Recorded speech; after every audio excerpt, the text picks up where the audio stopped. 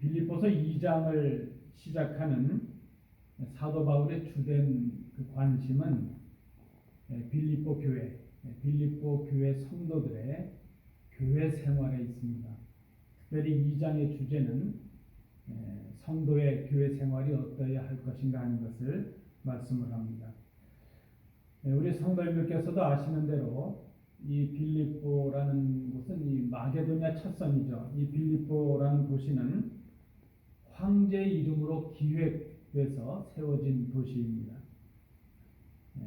로마의 전략적인 그런 군사적인 전초 기지로서 이방 문화가 횡행하고 또 황제 숭배와 우상 숭배가 있었던 그런 도시였다, 이렇게 볼 수가 있겠습니다. 이 도시에 교회가 세워졌습니다. 특별히 사도 바울이 2차 전도여행을 하게 될 때에 이 빌립보라는 곳에 교회가 세워지게 되었는데, 빌립보에 세워진 이 교회는 외부로부터 바깥으로부터 많은 핍박을 받게 되었습니다.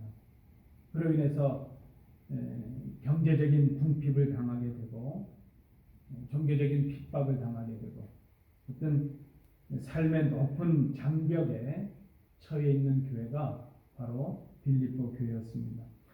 그런데 이런 그 외부로부터의 어려움뿐만이 아니라 지금 교회가 내적인 어려움을 겪고 있었는데, 그것은 교회가 하나 되지 못하는 어려움이었습니다.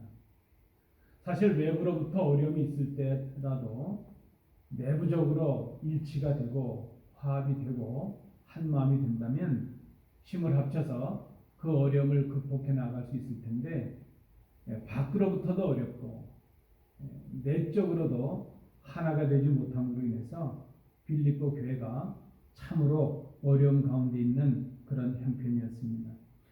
사도 바울은 로마의 옥중에서 이 빌립보 교회를 걱정하면서 이 교회에 편지를 보냅니다. 사도 바울은 빌립보 교회에게 보낸 이 편지를 통해서 교회가, 성도들이 기쁨으로 교회 생활을 할 수 있기를 권면을 하고 있습니다. 그것을 소원합니다. 옥중에 있는 나도 기쁨 가운데 있으니 너희도 기쁨 가운데 거하라, 그렇게 권면을 합니다. 여러분, 사실 그렇죠. 우리 그리스도인들은 교회 생활이 기쁘면 세상에서의 삶도 어려움도 좀 이길 힘도 생기고 기뻐지는 것이 사실입니다. 그러나 교회 생활이 원만하지 못하면 그 영향이 일상의 삶으로 이어지는 그런 경험을 하게 됩니다. 어떻게 하면 기쁨을 누리는 교회 생활을 할 수 있을까? 사도 바울은 오늘 이 2장 말씀에서 결론적으로 말씀을 합니다. 교회가 하나됨을 이루어야 한다 하는 것입니다. 기쁨이 충만한 교회, 은혜가 넘치는 교회가 되기 위해서는 하나됨을 이루어야 된다, 그렇게 말을 합니다. 하나되는 교회를 이루기 위해서는 한 마음을 가지라, 그렇게 말합니다. 여러분, 행동은 마음에서 비롯되는 것을 우리는 알고 있습니다. 어떻게 한 마음을 가질 수 있을까? 어떤 특정 사람의 마음이 아니라 예수 그리스도의 마음을 품으라 하는 것입니다. 성도 각자가 교회 구성원들이 예수 그리스도의 마음을 품을 때에 한 마음을 가질 수가 있고 하나됨을, 일치를 이룰 수가 있다는 것입니다. 그리고 이제 오늘 우리 함께 읽으신 본문에서 그 그리스도의 마음, 우리가 품어야 될 그 그리스도의 마음이 구체적으로 오직 겸손한 마음이라, 그렇게 말씀을 합니다.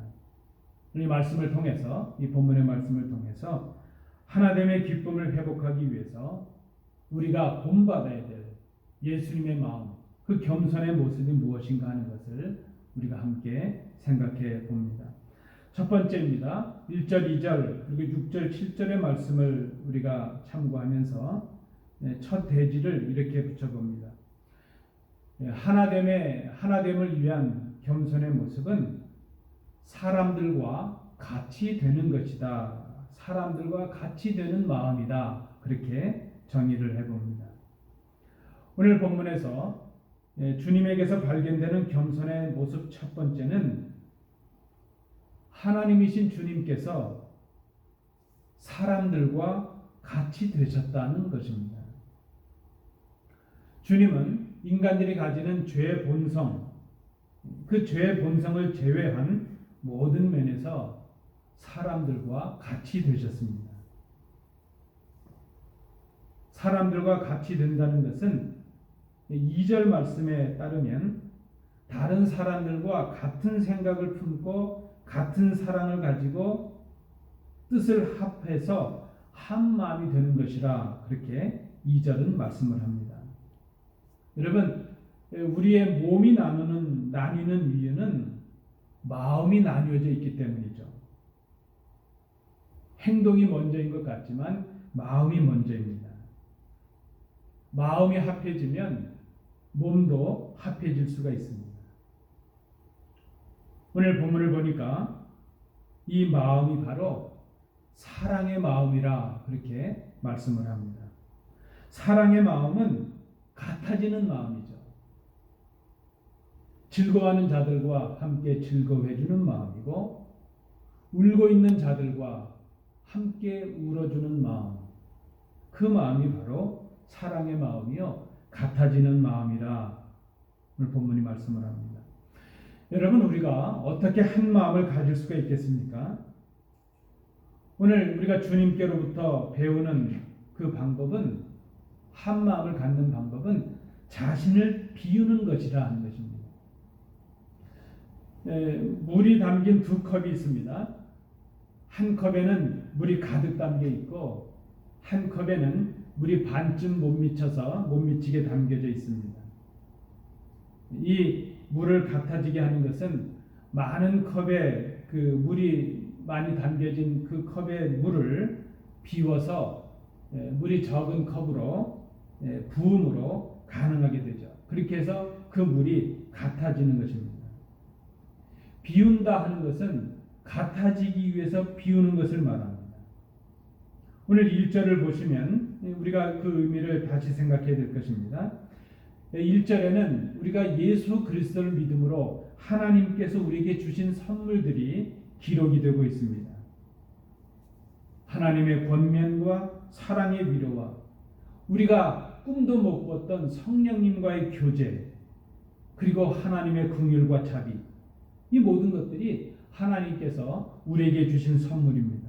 특별히 이 긍휼이라는 단어는 우리의 창자 깊은 곳에서 끓어오르는 우리를 향하신 하나님의 애끓는 사랑을 표현하는 것입니다. 우리가 예수님을 믿음으로 은혜로 선물을 거저 받은 것처럼 그 선물들을 다른 사람을 위해서 비움으로 나누라 하는 것입니다. 은혜를 받은 자가 은혜를 받지 못한 자들에게 비움으로, 쏟음으로 나누는 것입니다. 가진 자가 갖지 못한 사람들에게 비움으로 나누는 것입니다. 이렇게 서로 한 마음으로 나누는 것, 자기를 비움으로 나누는 것, 그것이 한 마음을 가질 수 있는 주님께로부터 배우는 비결입니다. 우리가 사실 한 마음을 갖기를 원하면서도 그렇게 같아지지 못하는, 한 마음을 갖지 못하는 이유가 있는데 무엇인가 하면 나를 비우지 못하기 때문입니다. 비운다는 것이 참 쉽지 않습니다. 나의 권리, 내가 마땅히 누려야 될 나의 그 권리들, 나의 명예들, 나의 기득권들을 포기하고 버리고 비우고 나눌 수 있는 그런 마음을 우리가 선뜻 갖지 못하기 때문입니다. 주님은 하나님이셨습니다. 그러나 우리 주님은 하나님과 동등됨을 여기시는 것을 당연하게 생각하지 않으시고 오히려 자기를 비우셨습니다. 주인이신데 종의 모습을 가지셨고 하나님이신데 사람들과 같이 되셨습니다. 하나님이신 주님께서 사람이 되시기 위해서 하나님이신 자신을 비우셨다는 것입니다. 하나님으로서 누려야 되는 영광을 버리셨고 하나님의 권능을 버리셨습니다. 하나님의 존엄과 주권을 버리셨습니다.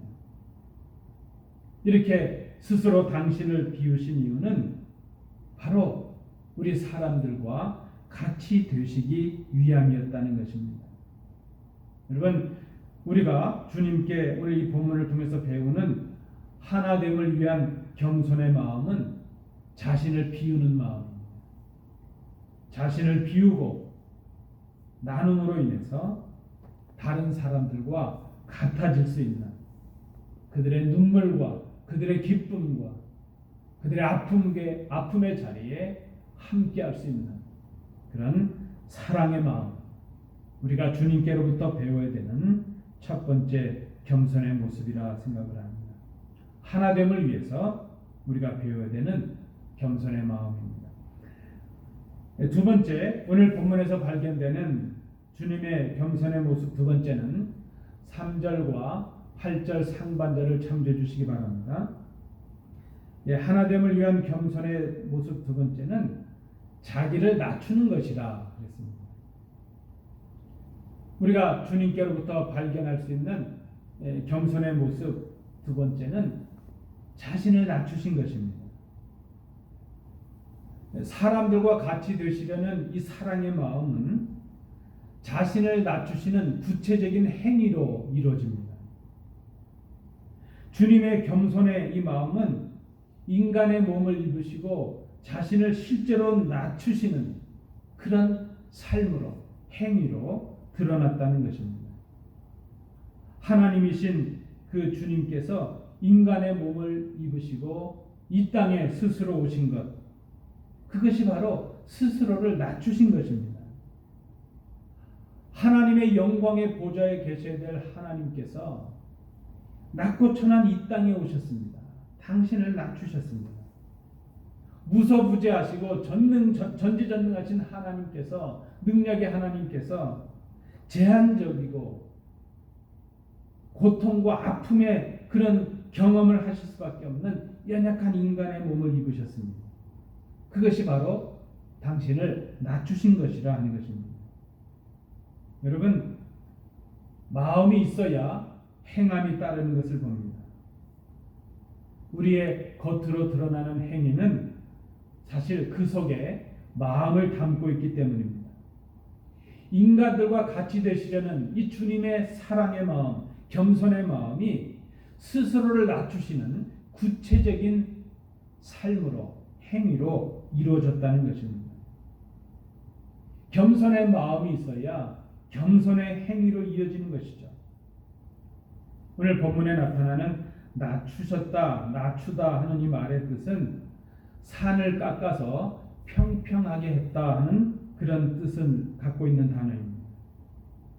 주님께서 스스로를 깎으신 것이죠. 우리가 첫 번째로 말씀을 나눴던 것처럼 그것이 바로 당신을 비우시는 겸손의 마음이었다는 것입니다. 여러분, 우리가 주님의 낮아지심을 어떻게 본받을 수 있을까요? 우리가 겸손의 마음을 가졌다면 그 겸손의 마음을 겸손의 삶으로 이루어야 될 텐데 어떻게 주님의 이 낮아지심을 본받을까? 오늘 본문 3절은 이렇게 우리에게 말씀을 합니다. 무슨 일을 하든지 경쟁심이나 허영으로 하지 말고 겸손한 마음으로 자기보다 서로 남을 낮게 여기라. 이 허영이라는 말은 내용 없는 영광이나 그런 헛된 자랑을 말합니다. 오직 자신의 이득과 권력을 추구하면서 자신에 대한 이기심으로 자신의 영광이나 욕망을 채우려고 할 때에 그 허영 때문에 다툼이 일어나게 됩니다. 자신의 명성과 명예를 얻기 위해서, 자신의 기득권을 지키기 위해서 다른 사람에 대한 경쟁심이나 질투심을 가지고 다투게 되기 때문입니다. 여러분, 이 질투와 경쟁의 마음은 자신이 다른 사람들보다 우월하다, 더 낫다 하는 그런 생각에서 나옵니다. 그래서 이 다툼이나 허영심을 버리는 길은 자신을 낮추는 데서 비롯될 수 있습니다. 다툼과 허영심을 버리는 그 길은 겸손한 마음으로 가능하다 하는 것입니다. 그것은 하나님 앞에서 자신의 부족함과 무능력을 깨닫는 마음입니다. 여러분, 사실 저를 포함해서 우리 모두는 완벽할 수가 없습니다. 여러분도 아시죠? 제가 얼마나 많이 부족합니까? 우리 모두가 다 완벽할 수가 없습니다. 특별히 하나님 앞에 설 때에 우리의 부족과 무능력을 깨닫고 인정할 수밖에 없습니다.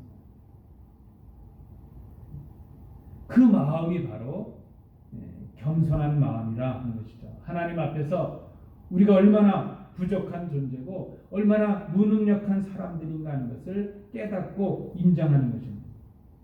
이 겸손의 마음이 있을 때에 그 겸손의 마음이 겸손의 행위로, 겸손의 삶으로 이어질 수가 있습니다. 그리고 구체적으로 그것은 자신을 낮추는 것이라 그랬습니다. 오늘 본문에 보니까 자신을 낮추는 한 방법은 다른 사람을 높이는 것이라 그랬습니다. 자기보다 남을 더 낮게 여기라 하는 것입니다. 우리 교회 공동체에 속한 우리 각자가 자신의 유익이나 헛된 영광을 위해서 자신만을 내세우고 또 그것을 주장하기 위해서 다투고 경쟁하려 한다면 우리 공동체의 하나됨을 이룰 수가 없을 것입니다. 하나됨을 이루지 못한 공동체가 영적인 성장이나 복음의 진보를 이룰 수가 없을 것입니다. 진정한 교회 공동체, 신앙 공동체로서의 기쁨을 누릴 수가 없을 것입니다. 여러분, 사실 이 겸손이라고 하는 것은 무조건 자기를 비하하거나 자기를 그저 무조건 낮추는 것을 말하지 않습니다. 진짜 겸손의 의미는 하나님과 사람 앞에서 자신을 정직하게 고백하는 데서 시작이 됩니다. 말씀드린 대로 우리 스스로의 부족과 허물을 인정하고 다른 사람들을 나보다 더 낮게 여기는 것, 그것이 바로 겸손의 마음이요. 또 그것이 그 겸손의 마음을 구체적인 삶으로 실천하는 것이라 말할 수 있습니다. 우리가 오늘 본문을 통해서 주님께로부터 배우는 겸손의 모습, 그것은 자신을 낮추는 것이라 하는 것입니다. 여러분, 낮추십시오. 낮추십시다. 스스로를 낮추면 때가 되면 하나님께서 높이십니다. 오늘 우리가 이 말씀을 기억해야 될 것입니다. 마지막 세 번째입니다. 4절과 8절 하반절을 보시면 우리가 이 본문을 통해서 주님께로부터 배우는 겸손의 이 모습은 세 번째는 죽기까지 복종하는 것이라 하는 것입니다. 우리 주님의 겸손의 마음은 십자가에서 죽으심으로 절정의 모습을 보여주고 있습니다. 우리 주님의 겸손의 마음은, 그 사랑의 마음은 인간과 같이 되시고 스스로를 낮추시고 급기야 십자가에서 죽으심으로 나타나고 있습니다. 그리고 오늘 본문의 말씀은 그렇게 주님께서 십자가에 죽으신 것이 죽기까지 복종하신 것이라 그렇게 말씀을 합니다. 우리 주님께서 십자가에서 죽으신 것은 하나님의 말씀, 하나님의 뜻에 대한 자발적인 순종이었다는 것입니다. 우리 주님은 하나님이십니다. 그런데 하나님과 동등됨을 취할 것을 포기하시고 그것을 비우시고 하나님의 뜻을 이루시기 위해서 죽기까지 순종하셨습니다. 히브리서 5장 8절 9절은 이렇게 기록하고 있습니다. 그가 아들이시면서도 받으신 고난으로 순종함을 배워서 온전하게 되셨은즉 자기에게 순종하는 모든 자에게 영원한 구원의 근원이 되시고 말씀을 합니다. 우리 주님께서 인간이 되신 그 인간이 되신 이유도 이 땅에 오신 이유도 이 땅에 오셔서 모진 고난을 당하신 이유도 그리고 마침내 십자가에 죽으신 그 이유도 바로 하나님의 뜻에 순종하기 위함이었다는 것입니다. 그 자체가 주님의 오심과 그 모든 고난의 삶과 죽으심 그 자체가 바로 하나님께 대한 순종이었다는 것입니다. 그리고 그 주님을 믿고 순종하는 우리에게 우리도 그렇게 주님처럼 순종함으로 구원을 받도록 하시기 위해서 우리에게 구원을 허락하시기 위해서 주님께서 그렇게 십자가에서 죽으셨습니다. 여러분 우리가 기억해야 될 것입니다. 최고의 겸손은 순종입니다. 최고의 교만은 불순종입니다. 주님의 순종의 모습을 본받는 구체적인 모습이 무엇일까? 오늘 본문 4절을 우리가 다시 봅니다. 또한 여러분은 자기 일만 돌보지 말고 서로 다른 사람들의 일도 돌보아 주십시오. 제가 새 번역으로 읽어드렸습니다. 다른 사람의 일을 돌보라 하는 이 말은 다른 사람에게 유익한 것이 무엇인지 다른 사람들이 지금 어떤 고통 속에 있는지 살펴주라 하는 그런 뜻이 있습니다. 돌보아 주라는 것이죠. 그래서 그들이 기쁨에 거할 수 있도록 도와주라 하는 것입니다. 또한 다른 사람들의 은사, 그들에게 장점이나 좋은 점이 있다면 그것을 잘 보고 그 본을 배우라 하는 그런 의미가 있습니다. 우리 주위에 있는 우리 공동체에 속한 형제들을 바라보면서 부족한 것이 있으면 말없이 채워주는 것입니다. 어려움이 있으면 나누고 함께하는 것입니다. 그들의 좋은 점이 있으면 이제 배우고 본받는 것입니다. 그렇게 함으로 우리 가운데 기쁨이 충만하게 하라는 것입니다. 그런데 결국 그것이 하나님께 영광이 된다는 것입니다. 우리에게 주셨던 옛 계명은 하나님을 사랑하고 내 형제를 내 몸과 같이 이웃을 내 몸과 같이 사랑하라 하는 그것이었습니다. 그래서 우리 주님께서 우리에게 새 계명을 주셨습니다. 요한복음 13장 34절 35절 말씀에 보니까 새 계명을 너희에게 주노니 서로 사랑하라. 내가 너희를 사랑한 것 같이 너희도 서로 사랑하라. 너희가 서로 사랑하면 이로써 모든 사람이 너희가 내 제자인 줄 알리라. 주님께서 우리에게 남기신 우리가 순종해야 될 최고의 계명은 사랑하는 것입니다. 형제를 사랑하는 것입니다. 그것이 곧 하나님을 향한 사랑이 되는 것입니다. 주님께서 우리에게 주신 새 계명에 따르면 서로 사랑하는 것, 그것이 바로 하나님의 계명에 순종하는 것입니다. 여러분, 사랑하는 것, 사랑하지 않는 것, 그것이 하나님의 말씀 앞에 순종이냐 불순종이냐 하는 것이 된다는 것을 우리가 기억해야 될 것입니다. 그렇게 우리가 하나님의 계명에 순종하게 되면 그것이 주님 기뻐하실 일이 되는 것입니다. 하나님께 영광이 되고 우리 가운데도 기쁨이 충만하게 된다는 것입니다. 그런데 여러분, 순종한다는 것이 쉽지가 않습니다. 그래서 우리는 성령님의 도우심을 구해야 될 것입니다. 왜 순종하는 것이 쉽지 않을까요? 왜 어려울까요? 오늘 주님의 순종의 모습 속에서 보니까 순종은 죽기까지 하는 것이기 때문에 어렵습니다. 순종은 어떻게 하는 것인가요? 죽기까지 하는 것입니다. 죽기까지라는 이 말 속에는 몇 가지 의미가 있습니다. 첫 번째 의미는 끝까지라는 뜻이 있죠. 끝까지. 조금 하다가 여건이 나빠지면 중단하는 것. 그것은 순종이 아닙니다. 순종은 끝까지 하는 것입니다. 사랑도 그렇습니다. 형편이 그만 할 때는 하다가 형편이 좀 어려워지면 중단한다면 그것은 사랑도 아닙니다. 신앙도 그렇습니다. 한번 믿으면 끝까지 가는 것이죠. 이 죽기까지라는 말 속에는 끝까지라는 뜻이 있습니다. 또 이 죽기까지라는 이 말 속에는 최선을 다하다 하는 그런 뜻이 있습니다. 사랑을 행하는 이 순종, 최선을 다하는 것이죠. 우리의 시간과 우리의 능력, 우리의 마음을 다 쏟는 것이죠.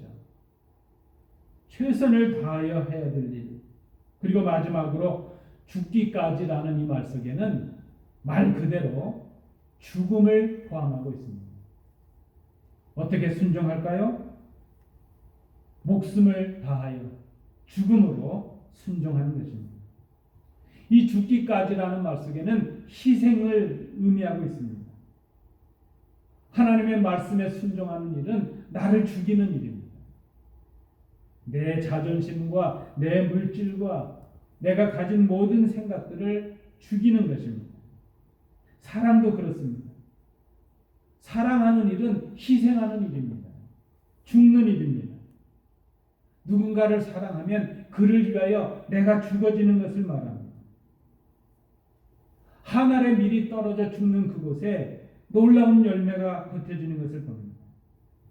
우리 주님도 말씀을 하셨습니다. 형제를 위하여 자기 목숨을 버리는 일, 죽는 일은 최고의 사랑이요 최고의 순종이라는 것입니다. 근데 주님은 말씀으로만 하신 것이 아니라 죽기까지 십자가의 죽으심으로 순종하심으로 우리를 향하신 당신의 사랑을, 하나님을 향하신 순종의 모습을 우리에게 보여주셨습니다. 그것은 오늘 사도 바울이 말씀하고 있는 대로 최고의 겸손이었다는 것입니다. 여러분, 순종이 겸손입니다.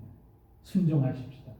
하나님의 말씀에 순종하고 서로를 위하여 사랑으로 짐을 지고 형제를 위하여 내가 죽기까지 순종하고 희생하고 사랑함으로 우리 가운데 기쁨이 충만할 수 있기를 원합니다.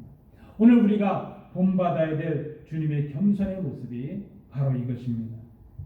사랑으로 서로 종로로 타는 것이고 사랑으로 서로 순종하는 것입니다. 이 사랑의 순종을 죽기까지 하는 것입니다. 말씀을 맺습니다. 오늘 우리 모든 성도님들은 회복된 교회, 기쁨이 넘치는 교회를 꿈꿉니다.